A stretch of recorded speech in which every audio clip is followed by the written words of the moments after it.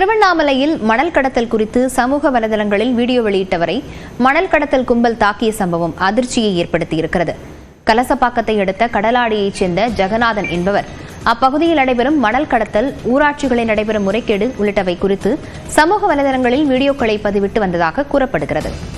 இந்நிலையில் செங்கம்-போளூர் 4 வழிச்சாலை விரிவாக்கப் பணிகள் முழுமையாக முடியாத நிலையில் தற்போது அங்கு அமைக்கப்படும் நிழற்குடையை பின்னர் அகற்றும் நிலை ஏற்படும் என்றும், இதனால் மக்கள் வரி பணம் 18 லட்சம் ரூபாய் வீணடிக்கப்படும் என்றும் ஜெகநாதன் வாட்ஸ்அப் குழுக்களில் செய்தி வெளியிட்டுள்ளார். இதனால் ஆத்திரமடைந்த செங்கல் சூளை அதிபர் பச்சையப்பன் ஜெகநாதனை வழிமறித்து கொலைவெறி தாக்குதல் நடத்தியுள்ளார்.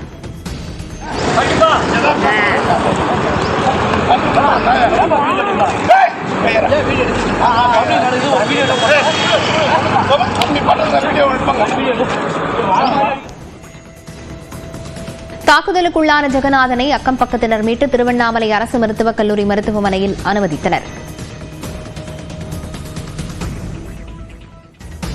நேர் கூட கட்ட விடமாட்டேன் அப்படின்னு சொல்லி தொடர்ந்து எதிர்ப்பு தெரிவித்தேன். அதனால இன்னைக்கு காலைல 8 மணிக்கு நான் பால் வியாபாரம் பண்ணிட்டு இருக்கோம். பால் ஊற்றிட்டு இருக்கும்போது காலைல 8 மணிக்கு வன்னியர் ஆலைக்கு எதிர்த்தாப்புல பச்சைப் என்ற தனிநபர் மட்டுமே தாக்குதலில் ஈடுபட்டாப்புல. தொடர்ந்து அடிக்கும் போது பொதுமக்களை என்னன்னு திக தெரியாத நின்றாங்க. விஷயத்தை சொன்னதுக்கு அப்புறம் தான் பொதுமக்கள் விலகி விட்டாங்க.